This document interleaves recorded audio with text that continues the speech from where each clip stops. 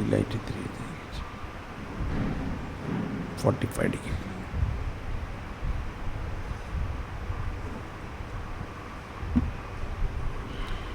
ഇതെല്ലാം നമ്മൾ റെക്കോർഡ് ചെയ്യണത് യൂട്യൂബിൽ അപ്ലോഡ് ചെയ്യും. സാവധാനം നൂറുകണക്കിനും ആയിരക്കണക്കിന് ആളുകൾ ഇതെല്ലാം കാണും. അപ്പോൾ അങ്ങനെ അത് പടരും. നിങ്ങൾക്കും കാണാം, കേൾക്കാം. റെഡി? പരിശുദ്ധാത്മാവേ, ഒരിക്കൽ കൂടി പരിശുദ്ധാത്മാവേ, ഈ ജ്ഞാനം ഞങ്ങളിൽ തുറക്കണമേ. എനിക്ക് നൽകപ്പെട്ടിരിക്കുന്ന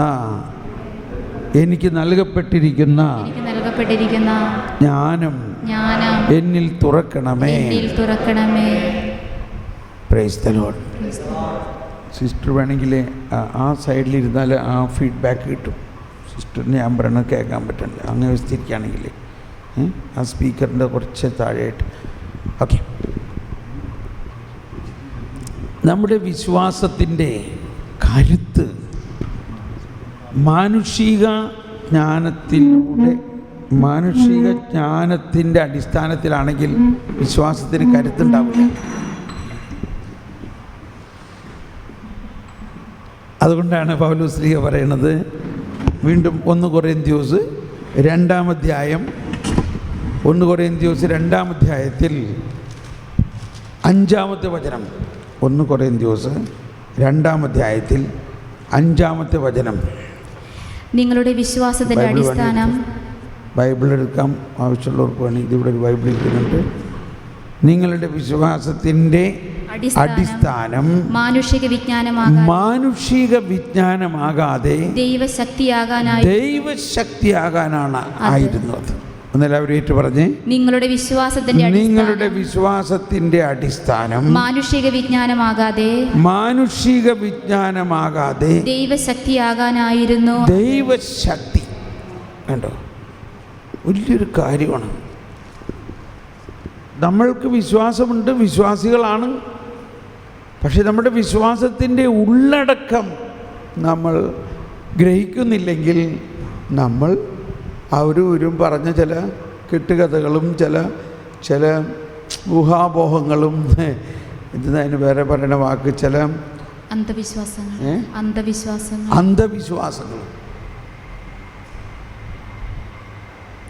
അതിൻ്റെ ഒരു പ്രസരണത്തിലാണ് നമ്മൾ ജീവിക്കണമെങ്കിൽ നമ്മുടെ പ്രാർത്ഥനയ്ക്കൊന്നും ഒരു കരുത്തുണ്ടാവില്ല.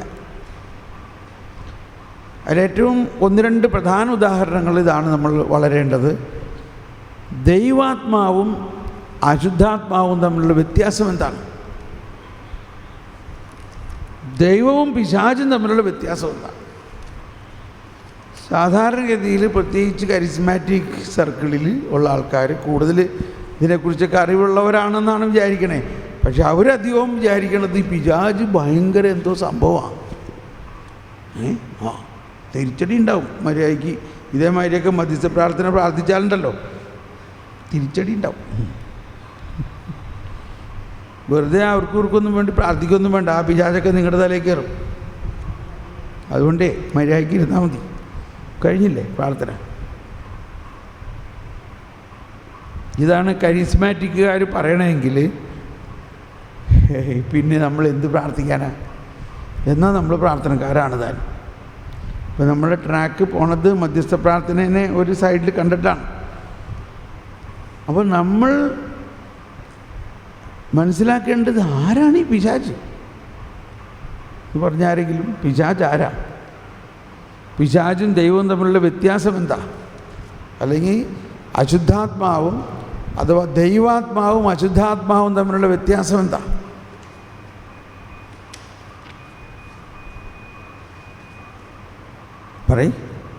പറഞ്ഞില്ലെങ്കിൽ നിങ്ങൾ പരാജയപ്പെട്ടു എന്നർത്ഥം. എന്താ? Very good. ഒരു കയ്യടി കൊടുത്തേ ആ ചേട്ടൻ. തലമുടി നരച്ചത് വെറുതെ ഒന്നുമല്ല അല്ലേ? പിശാച് ആരാ? ദൈവത്തിൻ്റെ ഒരു സൃഷ്ടി മാത്രമാണ് പിശാച്. ദൈവമോ സൃഷ്ടാവ്. അപ്പോൾ സൃഷ്ടാവ് എന്ന നിലയിൽ ദൈവത്തിൻ്റെ ശക്തി അനന്തമാണ്, സർവാധിപനാണ്. എന്നാൽ സൃഷ്ടി എന്നുള്ള നിലയിൽ പിശാചിൻ്റെ ശക്തി അനന്തമല്ല. പിശാച് എപ്പോഴും ദൈവത്തിൻ്റെ കാൽക്കീഴിലാണ്.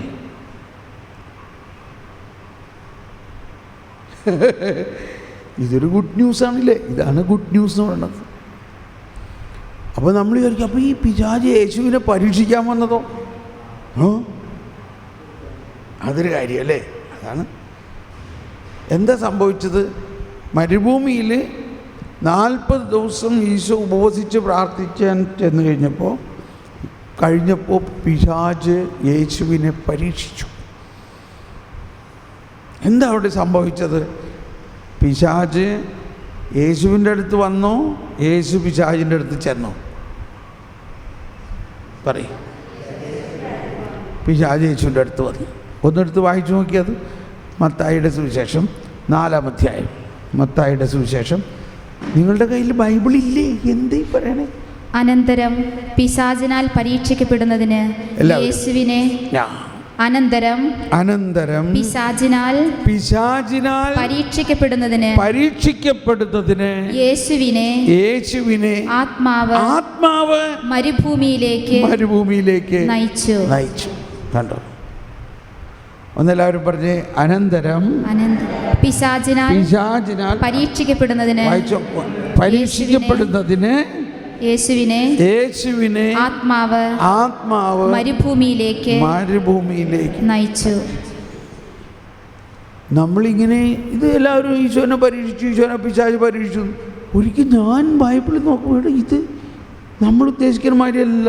യേശുവാണല്ലോ പിശാചിൻ്റെ അടുത്തേക്ക് ചെന്നത്. അതാരയച്ചു? യേശുവിനെ പരിശുദ്ധാത്മാവ്. അപ്പോൾ അവർ തമ്മിൽ എന്താ പോലെ വഴക്കടിച്ചോ? ഈ പരിശുദ്ധാത്മാവ് യേശുവിനെ പിശാചിൻ്റെ അടുത്തേക്ക് അയക്കേണ്ട എന്താ കാര്യം? അപ്പോൾ ഇതാണ് നമുക്ക് ജ്ഞാനം തുറക്കണം. പരിശുദ്ധാത്മാവേ, എന്തിനാണ് യേശു വന്നിരിക്കുന്നത്? യേശുവിൻ്റെ ദൗത്യം എന്താ? യേശുവിൻ്റെ ദൗത്യം പിശാചിൻ്റെ പ്രവർത്തനത്തെ നശിപ്പിക്കുക എന്നുള്ളതാണ്. ഇവിടെ നമുക്ക് എല്ലാ സംവിധാനങ്ങളും തന്ന് വീടും കുടിലും എല്ലാം കെട്ടി മനോഹരമായൊരു ജീവിതം ഈ ജീവിതത്തിൽ പടുത്തുയർത്തുക എന്നുള്ളതല്ല യേശുവിൻ്റെ ദൗത്യം. മധ്യസ്ഥ പ്രാർത്ഥനയെ ലക്ഷ്യം വയ്ക്കണം. യേശുവിൻ്റെ ദൗത്യം പിശാചിൻ്റെ പ്രവർത്തനത്തെ ഉന്മൂലനം ചെയ്യുക എന്നുള്ളതാണ്. ആ ദൗത്യവുമായിട്ടാണ് ഈശോ വന്നിരിക്കുന്നത്. ജ്ഞാനസ്നാനം കഴിഞ്ഞു, ഈശോ ദൗത്യം ആരംഭിക്കുകയാണ്. അപ്പോൾ എന്താ ആരംഭിക്കേണ്ടത്? പിശാചിൻ്റെ പ്രവർത്തനത്തെ നശിപ്പിക്കുക. അതുകൊണ്ടാണ് ആത്മാവ് അവരവിടെ മരുഭൂമിയിൽ കൂട്ടം കൂടി ഇരിക്കുകയാണ്. അങ്ങോട്ട് ചെന്നോ?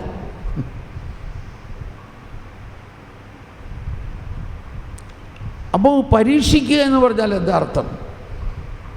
ഇപ്പോൾ ഭാരതത്തിന് ആറ്റം ബോംബുണ്ടായി. ആറ്റം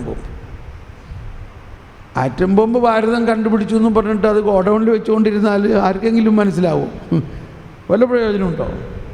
ഞങ്ങളുടെ അടുത്ത് ആറ്റം ബോംബുണ്ടാ എന്ന് പറഞ്ഞാൽ ശത്രുരാജ്യത്തിന്. അപ്പോൾ ശത്രുരാജ്യങ്ങൾ അറിയണം ഞങ്ങളിപ്പോൾ ഇനി പഴയ മാതിരി അല്ല, ഞങ്ങൾ ശക്തരാണ്. അപ്പോൾ എന്തു ചെയ്യുന്നു? ഭാരതം മരുഭൂമിയിലേക്ക് കൊണ്ടുപോകുന്നു. ഇല്ലേ? മരുഭൂമിയിലേക്ക് ആറ്റം ബോംബുമായിട്ട് പോകുന്നു. പേപ്പറുകളിലെല്ലാം ന്യൂസ് വന്നിരിക്കുന്നു, ഭാരതം ആറ്റം ബോംബ് പരീക്ഷിക്കാൻ പോവുകയാണ്. കണ്ടോ? അത് തന്നെയല്ലേ പറയണത്? ആറ്റം ബോംബ് പരീക്ഷിക്കാൻ പോവുകയാണ്. പാകിസ്ഥാൻ, ചൈന, മറ്റു രാജ്യങ്ങളെല്ലാം ചേട്ടാ ഇവരാൾ ഭയങ്കരനാണല്ലോ. അപ്പോൾ ചിലവരോട് അത് വെറും പൊട്ടാസാന്നേ, അതൊക്കെ വെറുതെ പറയണതാ. അല്ല, കാണാല. അടുത്ത ഇന്ന ദിവസം ഇത്ര മണിക്ക് ആറ്റം ബോംബ് പരീക്ഷിക്കപ്പെടും. അപ്പോൾ എല്ലാവരും ടി വിയിൽ സാറ്റലൈറ്റിലൂടെയൊക്കെ വീക്ഷിച്ചുകൊണ്ടിരിക്കുകയാണ്. പൊക്രാൻ മരുഭൂമിയിൽ ഇതാ കൗണ്ട് ഡൗൺ ആരംഭിച്ചിരിക്കുന്നു. അങ്ങനെ അവസാന നിമിഷങ്ങൾ വന്നു. 10, 9, 8, 7, 6, ആകാംക്ഷ. 5, 4, 3, 2, 1.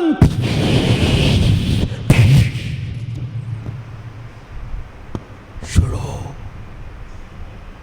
100 മീറ്റർ ഉയരത്തിൽ അഗ്നിജ്വാല ഉയർന്നു, മരുഭൂമി കുലുങ്ങി. ഇത് സംഭവം ആറ്റം ബോംബ് തന്നെയാണ്. ഇനി ഭാരതത്തിനോട് അങ്ങനെ കളിക്കാൻ പറ്റില്ല. ഭാരതം പവർഫുള്ളാണ്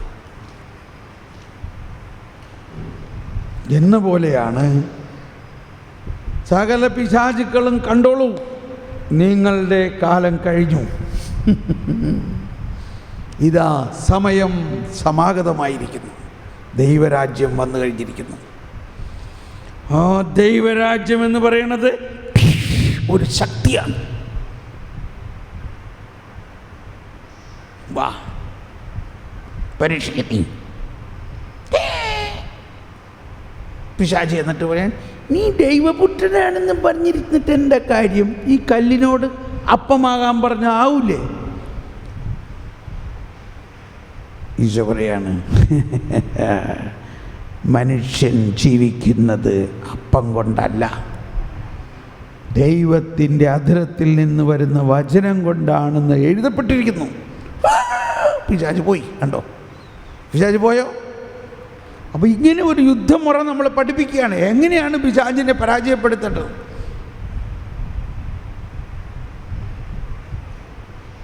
പിശാചിനെതിരായിട്ട് എന്താണ് നമ്മൾ ഉപയോഗിക്കേണ്ടത്? ഈ 3 പരീക്ഷണത്തിലും ഈശോ പിശാചിനെ എങ്ങനെ പരാജയപ്പെടുത്തി? വചനം പറഞ്ഞുകൊണ്ട്, വചനം പ്രഘോഷിച്ചപ്പോൾ.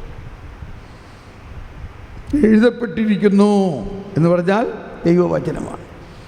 വചനം പറഞ്ഞാൽ പിശാച് താനെ പോയിക്കോളും. അങ്ങനെ പിശാചിനെ പരാജയപ്പെടുത്താനാണ് ഞാൻ വന്നതെന്നും എൻ്റെ വചനം നിങ്ങൾ പറയുമ്പോൾ പിശാച് പോകും. അങ്ങനെ ഒരു യുദ്ധമുറ നമ്മളെ പഠിപ്പിക്കുകയാണ്. അതിൻ്റെ അവസാനത്തിൽ മത്തായി 4:10 പറയുകയാണ്. മത്തായി 4:10 യേശു കൽപ്പിച്ചു, സാത്താനെ ദൂരെ പോവുക. എന്തെന്നാൽ നിന്റെ ദൈവമായ കർത്താവിനെ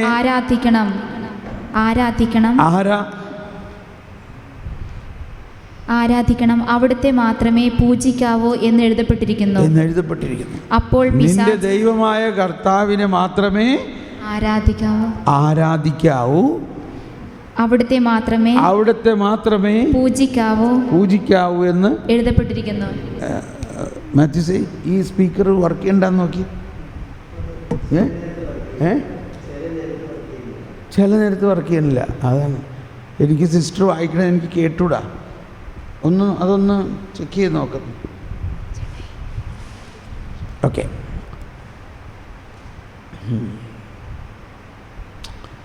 അപ്പോൾ ഇതൊരു ഹിസ്റ്റോറിക്കലായിട്ടുള്ളൊരു സംഭവമാണത്. യേശു നിത്യനായ ദൈവമാണ്. യേശുവിൻ്റെ വാക്കുകൾ നിത്യതയിലേക്ക് പ്രവേശിച്ചിരിക്കുന്നു. യേശുവിൻ്റെ ആ വാക്കുകൾ ഇന്നും ഈ ഭൂമിയിൽ പ്രസരിച്ചുകൊണ്ടിരിക്കുന്നു. പിശാചിനെയും പിശാചിൻ്റെ പ്രവർത്തനത്തെയും നശിപ്പിക്കാൻ വന്ന യേശു കൽപ്പിക്കുന്നു. എന്ത്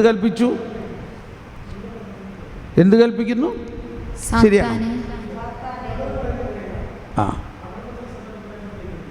കേട്ടോ. അപ്പോൾ അതിൻ്റെ സിസ്റ്റർ പറയുന്നത് കേൾക്കണില്ല. അപ്പോൾ സിസ്റ്ററിൻ്റെ മൈക്കിൻ്റെ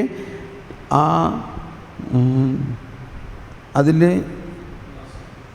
ഓഡിയോ അങ്ങോട്ടേക്ക് ഡൈവേർട്ട് ചെയ്യും. സാത്താനെ ദൂരെ പോവുക. എന്തെന്നാൽ നിന്റെ ദൈവമായ കർത്താവിനെ ആരാധിക്കാവൂ, അവിടുത്തെ മാത്രമേ പൂജിക്കാവൂ എന്ന് എഴുതപ്പെട്ടിരിക്കുന്നു. കണ്ടോ? അപ്പോൾ എന്ത് സംഭവിച്ചു? അടുത്ത വചനം വായിച്ചേ. അപ്പോൾ പിശാച് അവനെ വിട്ടുപോയി. ദൈവദൂതന്മാർ അടുത്തു വന്ന് അവനെ ശുശ്രൂഷിച്ചു. കണ്ടോ? ഇപ്പൊ നമ്മൾ പറയും പിശാച് ഭയങ്കര ശക്തിയുണ്ടോ, കർത്താവ് ശോമിച്ചാനെ വരെ വെറുതെ വിട്ടിട്ടില്ല, പിന്നെ നമ്മൾ വിടാതിരിക്കോ? പക്ഷെ നമ്മൾ മനസ്സിലാക്കുന്നില്ല കർത്താവ് ശോമിച്ചുകയും പിശാചുമായിട്ട് എന്താ അവിടെ നടന്നത്. പിശാചിൻ്റെ പ്രവർത്തനത്തെ നശിപ്പിച്ചു കഴിഞ്ഞിരിക്കുന്നു. അതിൻ്റെ ഒരു മുന്നോടി അനുഭവമാണ്. പിശാചിൻ്റെ പ്രവർത്തനത്തെ നശിപ്പിക്കുന്നത് കുരിശിലാണ്. അതിനെല്ലാം മുന്നോടിയായിട്ട് അതിൻ്റെ സാമ്പിൾ കാണിച്ചു തരികയാണ് ഈശോ. ഇന്നത്തെ അവസ്ഥയിൽ നമ്മുടെ അടിസ്ഥാനപരമായ വിശ്വാസം കുരിശിനാൽ അവൻ പിശാചിനെ പ്രവർത്തനത്തെ അവസാനിപ്പിച്ചു. പാർട്ടി തോറ്റു. പക്ഷേ ഈ തോറ്റ പാർട്ടി ഒപ്പോസിഷനാണ്. ഇപ്പോൾ ഇതിനു മുമ്പ് കേരളം ഭരിച്ചിരുന്ന പാർട്ടി ഭയങ്കര ഭരണമായിരുന്നു. ഇലക്ഷൻ കഴിഞ്ഞപ്പോൾ അവർ തോറ്റു. അവരെവിടെയുണ്ട്? പാർട്ടി ഉണ്ട്. ഇപ്പോഴും പാർട്ടി ഉണ്ട്. പക്ഷേ പാർട്ടിക്ക് ഭരണമില്ല. അവർ ഒപ്പോസിഷനായി. മനസ്സിലാവുന്നുണ്ടോ? അപ്പോൾ പിശാചിൻ്റെ പരാജയപ്പെടുത്തി. പിശാച് തോറ്റു. പക്ഷെ പിശാച് ഇപ്പോഴും ഉണ്ട്. അത് അന്ത്യദിനത്തിലാണ് അവരെ മുഴുവനും ഒന്നിച്ച് നരകത്തിൽ പൂട്ടിക്കഴിഞ്ഞ് പിന്നെ അവർ പുറത്തിറങ്ങില്ല. അതുവരയ്ക്കും തോറ്റ ഒപ്പോസിഷൻ പാർട്ടിയായിട്ട് അവരിവിടെ ഉണ്ട്. ഇനി നമ്മളുടെ ജ്ഞാനവും ബുദ്ധിയും ഉപയോഗിച്ച് മനസ്സിലാക്കണം അവരാരാ. അവർ പറയും ഞങ്ങൾ നിങ്ങളുടെ എല്ലാ പ്രവർത്തനത്തിനെയും പ്രതിബന്ധം നടത്തും നിങ്ങൾ. പക്ഷെ ആരാ ജയിക്കുക? ഒപ്പോസിഷനാണോ തീരുമാനിക്കണേ? റൂളിംഗ് പാർട്ടിയാണോ തീരുമാനിക്കണേ? റൂളിംഗ് പാർട്ടിക്ക് സകല സന്നാഹങ്ങളും പോലീസും പട്ടാളം എല്ലാം റൂളിംഗ് പാർട്ടിയുടെ കൂടെ ഉണ്ട്, ജനങ്ങളുണ്ട്. നമ്മൾ ആരുടെ കൂടെയാണ്? നമ്മൾ റൂളിംഗ് പാർട്ടിയുടെ കൂടെയാണോ ഒപ്പോസിഷൻ പാർട്ടിയുടെ കൂടെയാണോ? അപ്പോൾ ഈ പരാജയപ്പെട്ട സൈന്യം കുറേ പേര് ഇപ്പോഴും നമ്മുടെ ഇടയിലുണ്ട്. അപ്പോൾ കർത്താവ് പറയാണ്, അതുകൊണ്ട് നിങ്ങൾ വിശ്വാസത്തിൽ ഉറച്ചു നിന്നുകൊണ്ട് അവരോട് പോയിക്കോളാൻ പറയണം. നിങ്ങൾ തോറ്റു, നിങ്ങളുടെ രാജ്യം അവസാനിച്ചു, നിങ്ങളുടെ കാലഘട്ടം കഴിഞ്ഞു, ഇനി നിങ്ങൾ പോയിക്കോ. നമ്മളപ്പോൾ പല വചനങ്ങളും ഈ രീതിയിൽ വായിക്കണം. ഇപ്പോൾ പത്രോസിൻ്റെ ലേഖനത്തിൽ 1-ാം ലേഖനത്തിൽ 5-ാം അധ്യായം 1 പത്രോസ് 5-ാം അധ്യായം 6-ാമത്തെ വചനമാണോ നോക്കിയേ. പിശാച് അലറുന്ന സിംഹത്തെ പോലെ. കണ്ടോ? സിംഹത്തെ പോലെ. സിംഹമല്ല, സിംഹത്തെ പോലെ. ഈ പിള്ളേർ മുടിയൊക്കെ ധരിച്ചുകൊണ്ട് വരൂലേ എന്ന മാതിരി ഒന്ന് വായിച്ചു നോക്ക് ശരിക്കത്. നിങ്ങളുടെ ശത്രുവായ പിശാച് അലറുന്ന സിംഹത്തെ പോലെ ആരെ വിഴുങ്ങണമെന്ന് അന്വേഷിച്ചുകൊണ്ട് ചുറ്റി നടക്കുന്നു. എന്ത് ചെയ്യണം? നമ്മൾ വിശ്വാസം ഉണ്ടെങ്കിൽ നമ്മൾ മനസ്സിലാക്കണം അവൻ ഒപ്പോസിഷനാണ്. നമ്മൾ ദൈവം പാർട്ടിയാണ്. നമ്മൾ സൃഷ്ടാവിൻ്റെ ആൾക്കാരാണ്. സർവാധിപനായ കർത്താവ് നമ്മുടെ കൂടെ. കുരിശിൽ പിശാചിനെ പരാജയപ്പെടുത്തി വിജയം സ്ഥാപിച്ച കർത്താവ് ഈശോമിശിഹായുടെ കൂടെയുണ്ട്. ദൈവം നമ്മോട് കൂടെ. ദൈവം എമ്മാനുവേലാണ്. എന്നിട്ട് അവൻ നമ്മളെ പേടിപ്പിക്കാനായിട്ട് മുടിയും വെച്ചുകൊണ്ട് അലറുന്ന സിംഹത്തെ പോലെ. സിംഹമല്ല.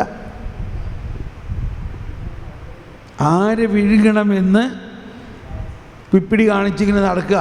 എന്ത് ചെയ്യണം അവനെതിരായിട്ട്? വായിച്ചോളൂ. വിശ്വാസത്തിൽ ഉറച്ചു നിന്നുകൊണ്ട് അവനെ എതിർക്കണം. എതിർക്കണതിൻ്റെ പ്രധാന പോരെന്താ? നമ്മുടെ വിശ്വാസത്തിൽ നമ്മൾ ഉറച്ചു നിന്നാൽ മതി. വിശ്വാസത്തിൽ ഉറച്ചു നിൽക്കുന്നുകൊണ്ട് അവനെ എതിർക്കണം.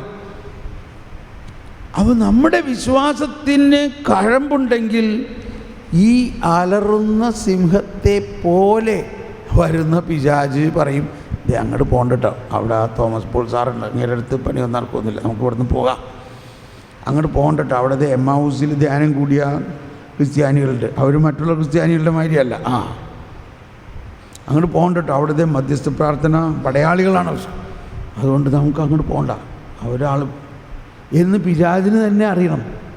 മറിച്ച് നമ്മൾ പിശാച് ആൾ ഭയങ്കര സാധനം കേട്ടോ എന്ന് പറയുമ്പോൾ നമുക്ക് അങ്ങോട്ട് പോകാം, അവർ നമ്മുടെ പാർട്ടിയാണ്.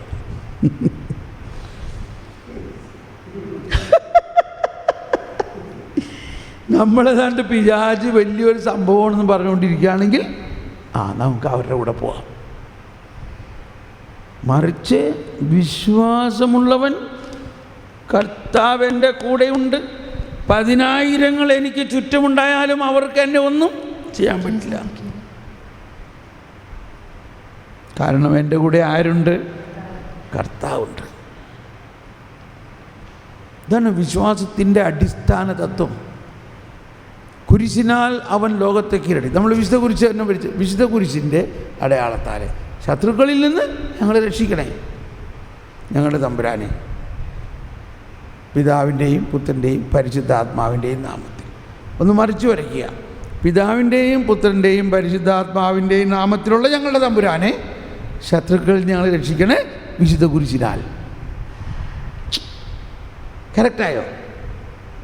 പിതാവിൻ്റെയും പുത്രൻ്റെയും പരിശുദ്ധാത്മാവിൻ്റെയും നാമത്തിലുള്ള ഞങ്ങളുടെ തമ്പുരാനെ. എവിടെയാ തമ്പുരാൻ? ആ തമ്പുരാൻ മാനത്താണോ നമ്മുടെ ഉള്ളിലാണോ? നമ്മുടെ ഉള്ളിലുണ്ട്. ആ തമ്പുരാൻ എന്ത് ചെയ്തു? ശത്രുക്കളിൽ ഞങ്ങളെ രക്ഷിച്ചു.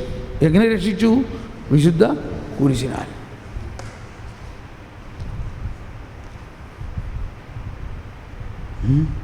ഇനി നമുക്ക് വല്ലതും പേടിക്കേണ്ട ആവശ്യമുണ്ടോ? അപ്പോൾ നമ്മൾ രാവിലെ തന്നെ നമ്മുടെ പ്രഭാതം ഒരു ദിവസം ആരംഭിക്കുന്നത് എങ്ങനെയാണ്? എഴുന്നേറ്റാൽ ആദ്യം എന്താ നമ്മൾ ചെയ്യുക?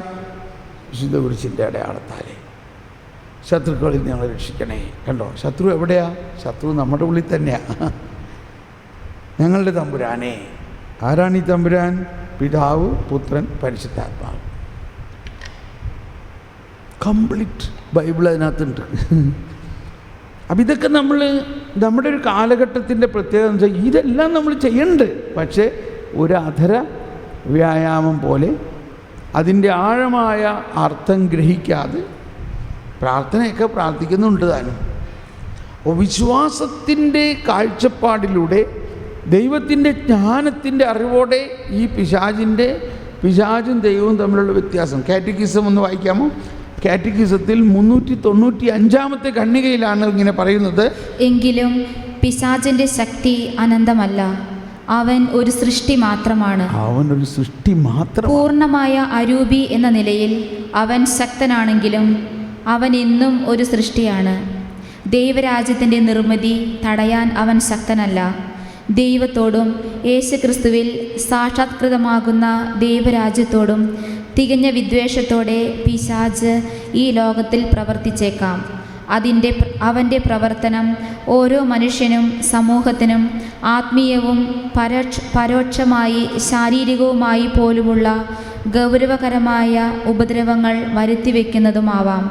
എന്നാലും പിശാചിനെ അവൻ്റെ ദുഷ്പ്രവർത്തനത്തിന് അനുവദിക്കാറുണ്ട്.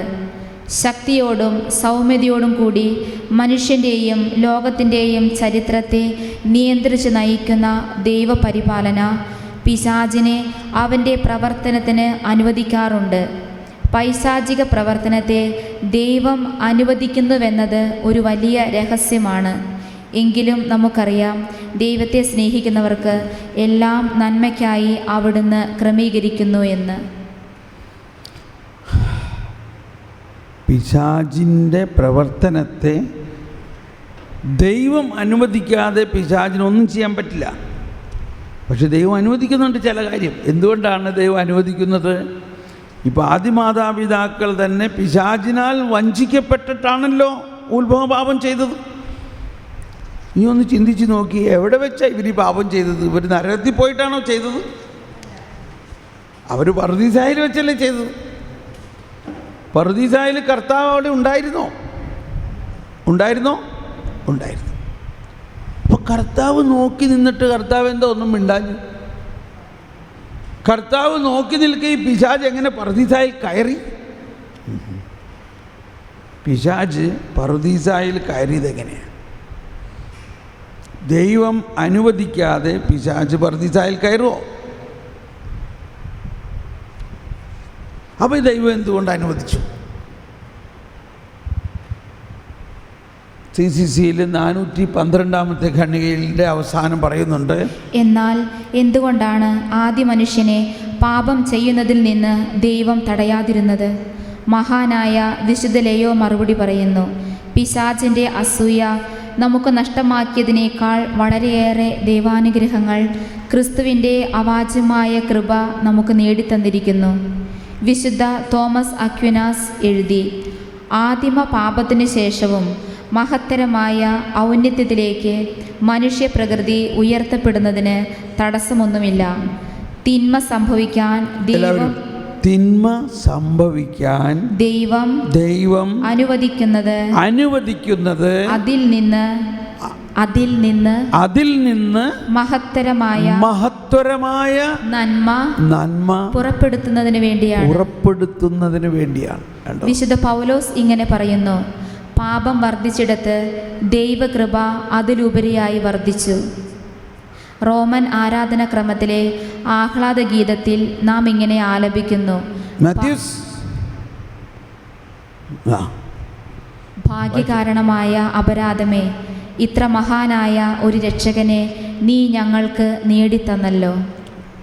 കണ്ടോ, റോമൻ ആരാധനാക്രമത്തിൽ എന്ന് പറഞ്ഞാൽ ലത്തീൻ ആരാധനാക്രമത്തിൽ ഈസ്റ്റർ വിജിൽ, ഈ ഉയർപ്പ് ശനിയാഴ്ച രാത്രി പള്ളി മുഴുവനും അന്ധകാരത്തിലാക്കിയിട്ട് ക്രിസ്തുവിൻ്റെ ജ്യോതിയുമായിട്ട് വരുന്നു, മെഴുകുതിരി കത്തിച്ചുകൊണ്ട്. അപ്പം ബാക്കിയുള്ളവരൊക്കെ അതിൽ നിന്ന് കത്തി.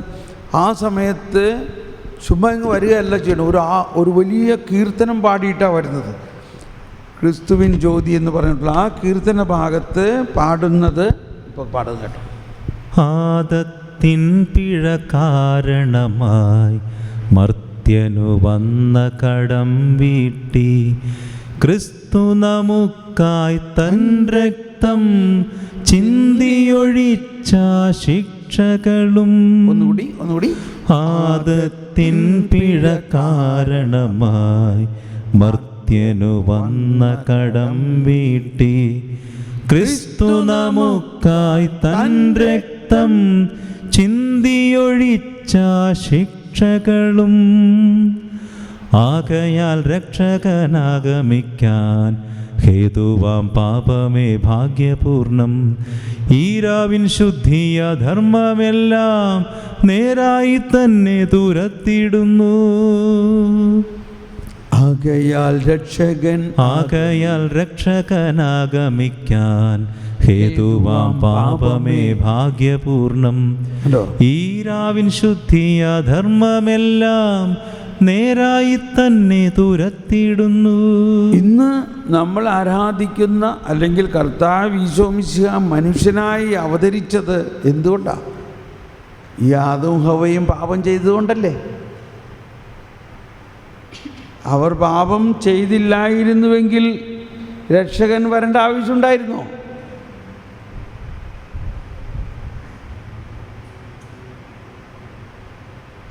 ആകയാൽ രക്ഷകൻ ആഗമിക്കാൻ ഹേതുവാം പാപമേ ഭാഗ്യപൂർണം. ഭാഗ്യപ്പെട്ട അപരാധമേ. ഇങ്ങനെ നമ്മൾ പാപത്തെക്കുറിച്ച് ചിന്തിച്ചിട്ടുണ്ടോ? നമ്മൾ ആരെങ്കിലും പാപം ചെയ്യുന്ന കണ്ടു കഴിഞ്ഞാൽ ഉടനെ അത് ഭയങ്കര പ്രശ്നമായി. ഇതാണ് ദൈവത്തിൽ നിന്ന് അറിയേണ്ട ഒരു കാര്യം. ദൈവം അറിയാതെ പാപമുണ്ടാകുമോ? ദൈവം അറിഞ്ഞുകൊണ്ടാണ് ആദവും ഹവ്വയും പാപം ചെയ്തത്. മറ്റൊരു വിധത്തിൽ പറഞ്ഞാൽ മണ്ണിൽ നിന്ന് സൃഷ്ടിച്ച ജീവൻ നൽകിയ ഇവരിൽ മണ്ണിൻ്റെ ചില കുറവുകളുണ്ടാകും. അതുകൊണ്ടാണ് നമ്മൾ വിഭൂതി ബുധനാഴ്ച ചാരം പൂച്ചിക്കൊണ്ട് നമ്മൾ പറയാണ് നമ്മളോട്, മനുഷ്യ നീ മണ്ണാകും, നീ മണ്ണിലേക്ക് തന്നെ തിരിയും. ഞാനിതിങ്ങനെ അച്ഛൻ എൻ്റെ നെറ്റിത്ത് വരയ്ക്കുമ്പോൾ ഞാൻ ഉടനെ പറയും 3 ദിവസം, അല്ലെങ്കിൽ ഞാൻ മണ്ണിൽ നിന്ന് മനുഷ്യ നീ മണ്ണാവുന്നു, മണ്ണിലേക്ക് തന്നെ നീ തിരിയും. അപ്പം ഞാൻ പറയും ഞാൻ ഈ മണ്ണിൽ നിന്ന് വിണ്ണിൽ വരണത് കാണിച്ചു തരാമെന്ന് പറയും. ഇല്ലേ? അപ്പോൾ അതിലേക്കുള്ള നമ്മൾ അതിനകത്തേക്ക് ഉള്ള ആരംഭമാണ്. മനുഷ്യ നീ മണ്ണാവുന്നു, നീ മണ്ണിലേക്ക് തിരിയും. അതാണ് ദൈവത്തിൻ്റെ പാപത്തിൻ്റെ അവസ്ഥ കൊണ്ട് ഉണ്ടായത്. പക്ഷെ ആ മണ്ണിലേക്ക് തിരിഞ്ഞാൽ ആ മണ്ണിൽ നിന്നും അവനെ രക്ഷിക്കാൻ വിണ്ണിൽ നിന്ന് ഒരുവൻ വന്ന് ആ മണ്ണിൻ്റെ സ്വഭാവത്തെ മാറ്റി അവനെ വിണ്ണാക്കി മാറ്റുമോ ഇല്ലയോ? അതാണ് ഉയർപ്പ് ദിവസം. ഉയർപ്പ് ഞായറാഴ്ച നമുക്കിങ്ങനെ പറയാൻ പറ്റുമോ? ഇതാ ഞാൻ വിണ്ണിൽ നിന്ന് വന്ന ദൈവത്താൽ വിണ്ണിൻ്റേതായി മാറിയിരിക്കുന്നു. അപ്പോൾ ആ മണ്ണിൽ നിന്ന് മണ്ണിലേക്ക് തന്നെ നീ തിരിയും എന്ന് പറയുന്നതിൻ്റെ അർത്ഥം അവനെ സൃഷ്ടിച്ചപ്പോഴേ ദൈവത്തിന് അറിയാമായിരുന്നു ഇവൻ്റെ ഈ കുറവുകൾ. ആ കുറവുകൾ അറിയാമായിരുന്ന ദൈവം അവനെ സൃഷ്ടിക്കുന്നതിന് മുൻപ് തന്നെ, ലോകസ്ഥാപനത്തിന് മുൻപ് തന്നെ അവനെ രക്ഷിക്കുന്നതിനുള്ള പദ്ധതി ഉണ്ടാക്കിയോ? മനസ്സിലാവുന്നില്ല? ഈ ഭാഷ മനസ്സിലാവുന്നുണ്ടോ? മനുഷ്യനെ സൃഷ്ടിക്കുന്നതിന് മുൻപ് തന്നെ അവനെ രക്ഷിക്കുന്നതിനുള്ള പദ്ധതി ഉണ്ടാക്കി. അതാണ് ദൈവത്തിൻ്റെ ജ്ഞാനം.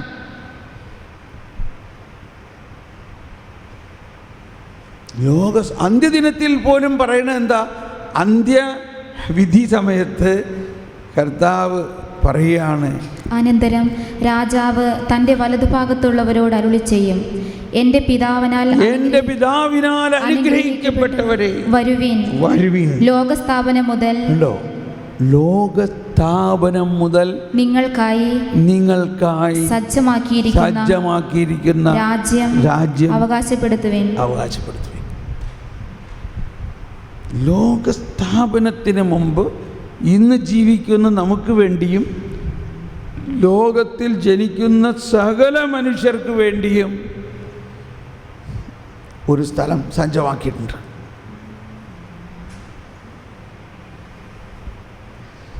സർവാധിപനാം കർത്താവേ, നിന്നെ വണങ്ങി നമിക്കുന്നു. ഈശോനാഥ വിനയമോടെ നിന്നെ നമിച്ചു പുകഴ്ത്തുന്നു. മർത്യനു നിത്യമഹോന്നതമാം ഉത്ഥാനം നീ അരുളുന്നു.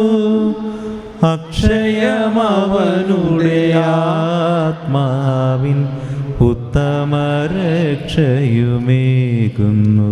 കർത്താവേ, അങ്ങ് സത്യമായി ഞങ്ങളുടെ ശരീരങ്ങളെ ഉയർപ്പിക്കുന്നവനും ആത്മാക്കളെ രക്ഷിക്കുന്നവനും ജീവനെ നിത്യം പരിപാലിക്കുന്നവരുമാണ്. അപ്പോൾ ഈ ശരീരവും ആത്മാവും പാപം മൂലം അധപ്പതിച്ചു പോയാലും അതിനെ ഉയർപ്പിക്കാനുള്ള ശക്തിയാണ് കർത്താവ്. ആ ശക്തി ലോകസ്ഥാപനത്തിന് മുമ്പ് തന്നെ കർത്താവ് തയ്യാറാക്കിയിരിക്കുന്നു. ലോകസ്ഥാപനത്തിന് മുമ്പ് മുതൽ നമ്മളെ രക്ഷിക്കുന്നതിനുള്ള വ്യവസ്ഥിതി കർത്താവ് ഉണ്ടാക്കിയിട്ടുണ്ട്. ഒന്ന് വിശ്വസിക്കും. അതുകൊണ്ട് ഇനി ആരും അവരവരുടെ പാപത്തെക്കുറിച്ച് വിഷമിക്കേണ്ട ആവശ്യമില്ല. ആ കുർബാന പുസ്തകം ആരും അവരവരുടെ പാപത്തെക്കുറിച്ച് വിഷമിക്കേണ്ടതില്ല. അതാണോ കുർബാന പുസ്തകമാണോ അത്?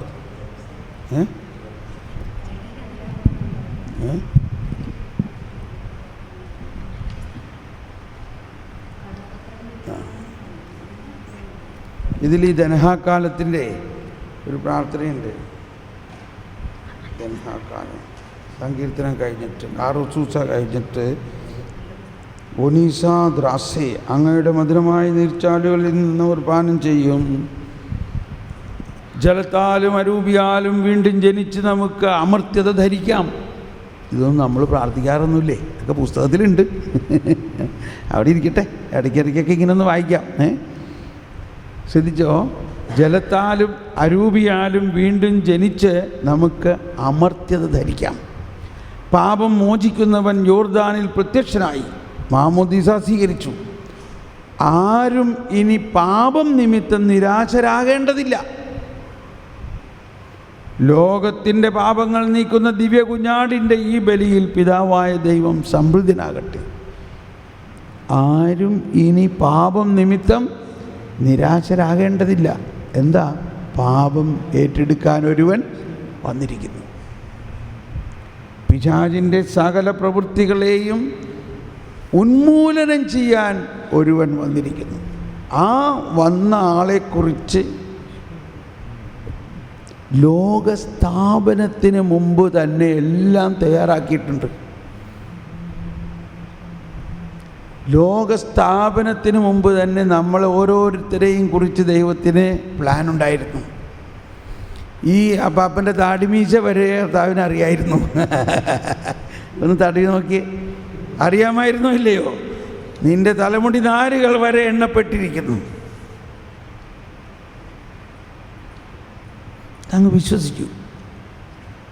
അതുകൊണ്ട് നമ്മൾ മനസ്സിലാക്കേണ്ടത് പിശാചിനെയോ പാപത്തിനെയോ വലിയ എന്തോ ആയിട്ട് വിചാരിക്കേണ്ട ആവശ്യമില്ല. അതിനെല്ലാം പൊടി പോലെ സങ്കീർത്തനം 18 പറയുന്നൊരു സങ്കീർത്തനം 18 കാറ്റിൽ പറത്തുന്ന ധൂളി പോലെ ഞാൻ അവരെ പൊടിച്ചു, തെരുവിലെ ചെളി പോലെ കോരിക്കളഞ്ഞു. ഇത്രയേ ഉള്ളൂ പിശാചും പാപവും. കാറ്റിൽ പറത്തുന്ന ധൂളി പോലെ ഞാൻ അവരെ പൊടിച്ചു, തെരുവിലെ ചെളി പോലെ കോരിക്കളഞ്ഞു. കടലാസിലില്ല, സങ്കീർത്തനം 18. എന്നിട്ട് അതിൽ 35-ാമത്തെ വചനത്തിൽ പറയുകയാണ്, അങ്ങനെയ്ക്കു രക്ഷയുടെ പരിച നൽകി, അവിടുത്തെ വലതു കൈ എന്നെ താങ്ങി നിർത്തി, അവിടുത്തെ വാത്സല്യം എന്നെ വലിയവനാക്കി.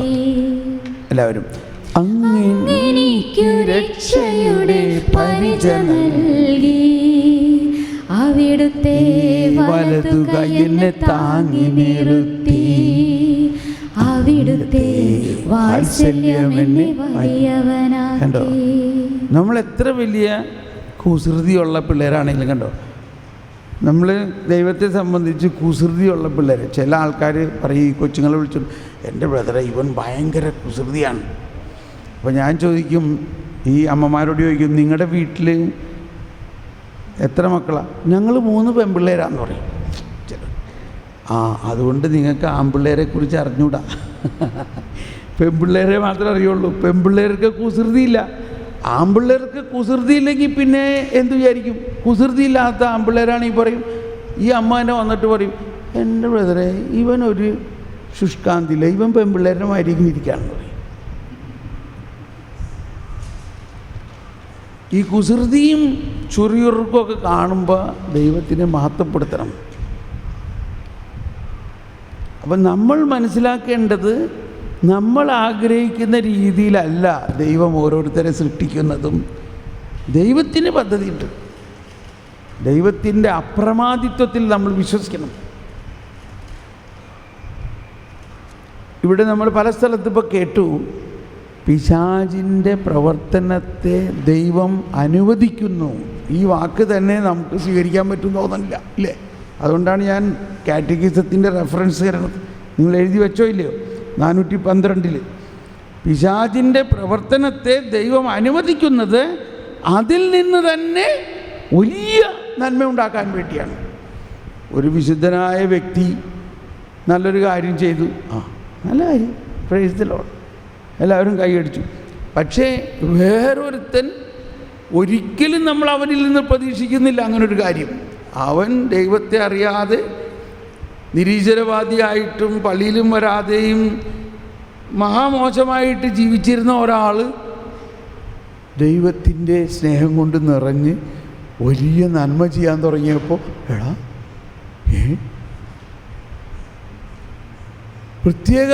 ഒരു പ്രത്യേകത തോന്നുന്നില്ലേ? ഇതും അത്ഭുതം തന്നെയാണല്ലോ. അതാണ് ദൈവം ആഗ്രഹിക്കുന്നത്. അതെങ്ങനെ പ്രകടമാക്കാൻ പറ്റും? അപ്പോൾ അതിന് ബൈബിളിൽ തന്നെ ഒരുപാട് സംഭവങ്ങളുണ്ട്. പൂർവ്വ ഔസേപ്പ്, പഴയ നിയമത്തിൽ ഔസേപ്പിനെ അവൻ്റെ സഹോദരന്മാർ എന്തൊരു ക്രൂരമായിട്ടാണ് അവരോട് പെരുമാറിയതില്ലേ. സഹോദരന്മാരെല്ലാവരും കൂടി അവരുടെ ഇളയ സഹോദരനെ കൊല്ലാൻ ശ്രമിച്ചു. അവനെ കെട്ടി, അവനെ കിണറ്റിലെറിഞ്ഞു. അവസാനം അവനെ അവിടെ നിന്ന് തൂക്കി വിറ്റു, ഈജിപ്തിലെ അടിമയായിട്ട് വിറ്റു. ഒരു സഹോദരനെ അടിമയായിട്ട് വിറ്റു. അവിടെ വന്നു കഴിഞ്ഞപ്പോൾ വലിയ പ്രശ്നങ്ങളൊക്കെ അതും വന്ന് അവസാനം അവൻ ജയിലിലടഞ്ഞു. അവസാനം എന്ത് സംഭവിക്കണു? അവൻ ഈജിപ്തിലെ പ്രൈം മിനിസ്റ്ററായിട്ട് മാറുന്നു, ഈജിപ്തിലെ സ്ഥാനപതിയായിട്ട് മാറുന്നു. രക്ഷാകര സംഭവത്തിലെ കാതലായ ഒരു ഘട്ടമായിട്ട് മാറുന്നു. രക്ഷാകര ചരിത്രത്തിലെ ഒരു നിർണായകമായ കാര്യമല്ലേ അത്. അബ്രാഹത്തിനോട് കർത്താവ് അരുളിച്ചെയ്തു, നിനക്ക് നക്ഷത്രങ്ങളെ പോലെ മക്കളെയൊക്കെ തരും, പക്ഷേ അവർ 400 സംവത്സരം മറ്റൊരു രാജ്യത്ത് അടിമയാകും. എന്നാൽ അതിനുശേഷം അവരെ വിജയശ്രീ ലാളിതരാക്കി പുറത്തു കൊണ്ടുവരും. എന്തിനീ അടിമയാക്കിയത്? അപ്പോൾ ആ അടിമയാകുന്നതിൻ്റെ പ്രൊസീജിയർ എങ്ങനെയാണ് വന്നത്? എങ്ങനെയാണ് അവൻ അടിമയായത്? ഈ ജോസഫിലൂടെ. അപ്പോൾ ഈ ജോസഫ് അവസാനം അവിടെ വലിയ ആളായപ്പോൾ ആ ക്ഷാമകാലഘട്ടം വന്നു. അതിനു മുമ്പേ ജോസഫ് എല്ലാം ധാന്യങ്ങൾ ശേഖരിച്ചു. ഈജിപ്തിൽ ഇഷ്ടം പോലെ ധാന്യങ്ങൾ. അപ്പോഴുണ്ട് തൻ്റെ സഹോദരന്മാർ ധാന്യം മേടിക്കാൻ അവിടെ ചെന്നിരിക്കുകയാണ്.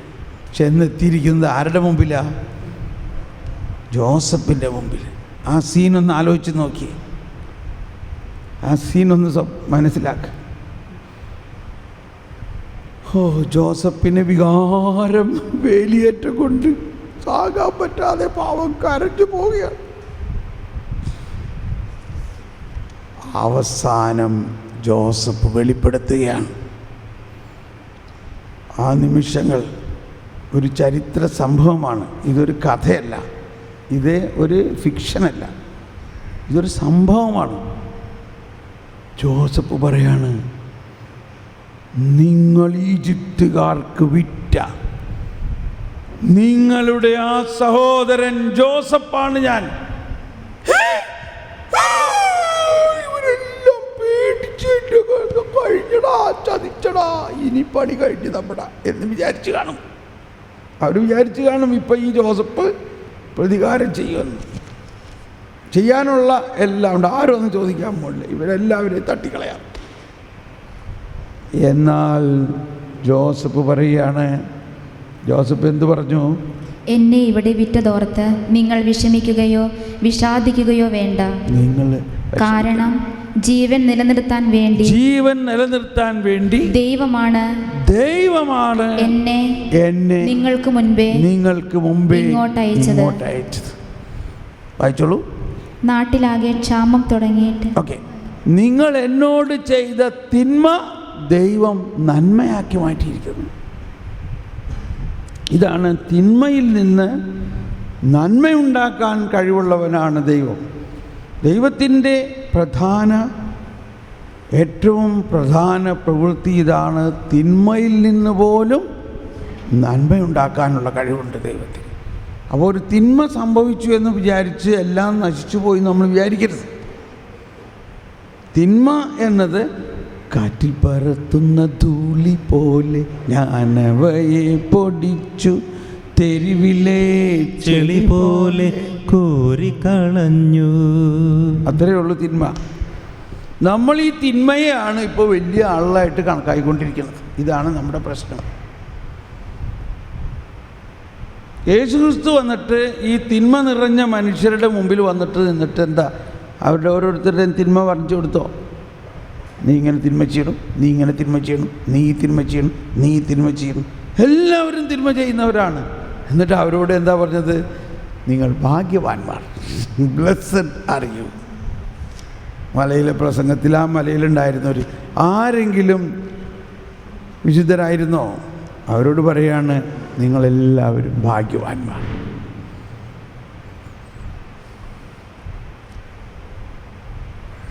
നമുക്കുണ്ടാകേണ്ട ഒരു ക്രിസ്തുവിൻ്റെ മനോഭാവമാണ് ഒരു ക്രിസ്ത്യാനി. ക്രിസ്തുവിൻ്റെ മനസ്സറിയുവിൻ. നമ്മൾ ആരുടെയും തിന്മ നോക്കാതിരിക്കാൻ സാധിക്കുകയാണെങ്കിൽ അതാണ്. അപ്പോൾ നമ്മുടെ വിശ്വാസത്തിൽ വളരുക എന്ന് പറഞ്ഞാൽ ക്രിസ്തുവിൽ വളരുക എന്നാണ് അർത്ഥം. ക്രിസ്തു നമ്മളിൽ വലിയവരാകണം. ക്രിസ്തു നമ്മളിൽ വളരുമ്പോൾ നമ്മളിലുള്ള തിന്മയെല്ലാം തളരും. നമ്മിലുള്ള തിന്മയ്ക്ക് അല്ലെങ്കിൽ തന്നെ ഒരു ശക്തിയില്ല. നമ്മൾ ജ്ഞാനസ്നാനത്തിലൂടെ നമ്മിലുള്ള തിന്മ നശിപ്പിക്കപ്പെട്ടിരിക്കുന്നു. പക്ഷെ മനസ്സിലാക്കണം, ഒപ്പോസിഷൻ പാർട്ടിയാണ്, റൂളിംഗ് പാർട്ടി കർത്താവാണ്. നമുക്കൊന്ന് സൂചിച്ച് പ്രാർത്ഥിക്കാം. പരിശുദ്ധാത്മാവേ, ജ്ഞാനം നൽകണമേ, ജ്ഞാനം നൽകണം. എല്ലാവരും ഒന്ന് എഴുന്നേറ്റ് നിന്ന് സ്തുതിച്ച് പ്രാർത്ഥിച്ച് ഒന്ന് എഴുന്നേറ്റ് നിന്നുകൊണ്ട്, പരിശുദ്ധാത്മാവേ ജ്ഞാനം നൽകണമേ, ജ്ഞാനം നൽകണമേ, ജ്ഞാനം നൽകണമേ. പരിശുദ്ധാത്മാവേ, ഞങ്ങളുടെ വിശ്വാസത്തിൻ്റെ അടിസ്ഥാനം, ഞങ്ങളുടെ വിശ്വാസത്തിൻ്റെ അടിസ്ഥാനം ദൈവശക്തിയാകണമേ, ദൈവശക്തിയാകണമേ. മാനുഷിക ബോധ്യങ്ങളാകാതെ, മാനുഷിക വിജ്ഞാനമാകാതെ ദൈവശക്തിയാകണമേ. ഞങ്ങളുടെ വിശ്വാസം വർദ്ധിപ്പിക്കണമേ. Hallelujah, hallelujah, hallelujah, hallelujah, hallelujah. ഞങ്ങളുടെ വിശ്വാസം വർദ്ധിപ്പിക്കണമേ. പിശാചിനെയും അവൻ്റെ പ്രവർത്തനത്തെയും നശിപ്പിക്കാനാണ് കർത്താവ് ഈശോ മിശിഹ വന്നത്. Hallelujah, hallelujah, hallelujah, hallelujah. Price the Lord. ഒരു ചെറിയ ഇടവേള കേട്ടോ.